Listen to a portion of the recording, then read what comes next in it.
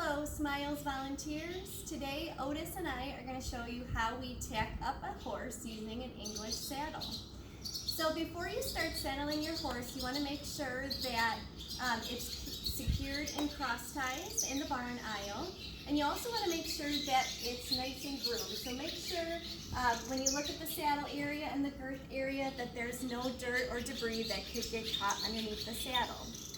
So today we're going to be using an English saddle. We have it all set up and ready for us here on the stall door, just like it would be if you come for class. So today we have an English saddle pad.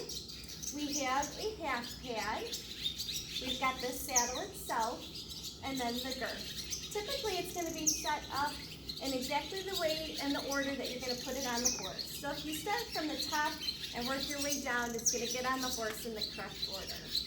So the first thing you're going to look at is your saddle pad. To know which way goes towards the front of the horse, there is a little area here that just contours up just a little bit, and that's going to go right over the horse's withers. Thank you, Otis.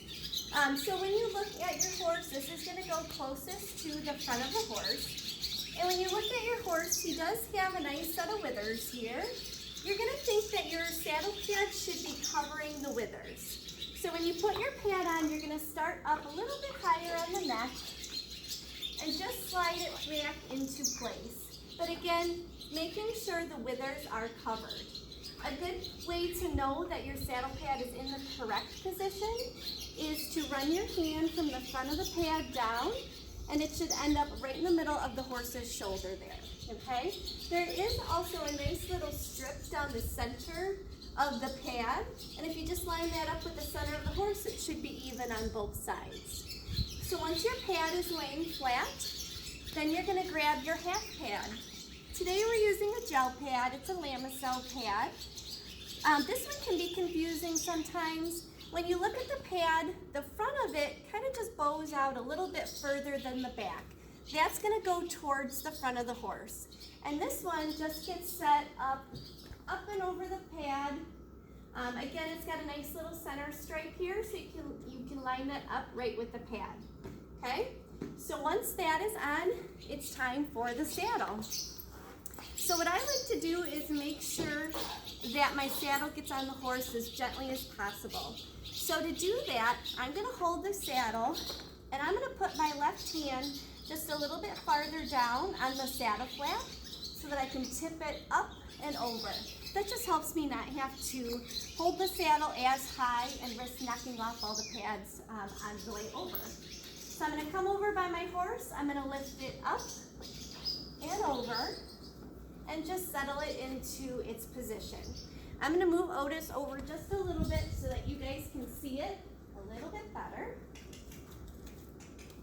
Good boy.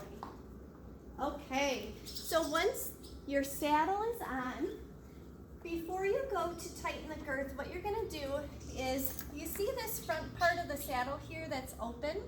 This is called the gullet, and what we want to do is we want to lift the pads up and into that free space just a little bit so that we don't have as much pressure on the horse's withers. That just makes it a little bit more comfortable for Otis. So once your saddle is on, you can take your girth. Now the girth that I'm using today, there is elastic on one end and no elastic on the other end. So this is one of those rare things. We're going to start over on the off side of the horse, and we're going to start using the non-elastic side. That helps us, the elastic actually helps us to be able to tighten the saddle correctly, so that's why you want to start with the non-elastic side. When you look at the buckle here, there are two spots here where you can put your leathers through. You always want to use the very top one. When you get to the elastic side, and I'll show you once we put this on, there's a nice little roller here that helps you to be able to tighten the saddle correctly. So we're going to come over, and underneath our saddle flap here, you are going to find three little straps here. We're going to use the two outside ones. And so you just take it and it goes on just like a normal buckle. And you're going to start with just the very bottom hole. It can be tightened when the instructor is preparing for class, but for right now, just go ahead and use the bottom hole, okay? Then you're just gonna let that lay, and you're gonna come back around to the correct side of the horse. You're gonna reach underneath, and this is something we wanna do nice and slow and gentle, just to keep it comfortable for the horse. So I like to use my elbow. I'm gonna use my elbow to just lift up the saddle flap and get it out of my way.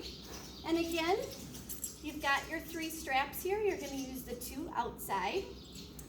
And this is where you are gonna go up just until it's snug. So on Otis here today, we're just going up to hole number 2. It might be different based on the horse and the tack that you might have, but it's going to be tightened by the instructor. Today you just want it tight enough so that the saddle's not going to be slipping off as the horse moves around. A good place to know that it's snug enough, if you put your hand way underneath by the horse's sternum, you should be able to get a couple fingers in between the horse's body and the girth. Any tighter than that would be a little bit too uncomfortable for the horse at this point. So just snug it up just a little bit so that it's still comfortable. The horse can still breathe very easily. So at this point, Otis is all tacked up, ready to go for class. If you still had, 10-15 minutes, you can put Otis back into his stall and help other volunteers get ready for class. Otherwise, if it's time to go, you can clip your lead rope on and head out to class, where your instructor will check over and make sure that everything's put on correctly and safely. So I hope this was helpful for you today. I appreciate Otis. He's very curious, but I appreciate him helping with the video today. And please just ask if you have any questions. We're here to help. Thanks, everyone.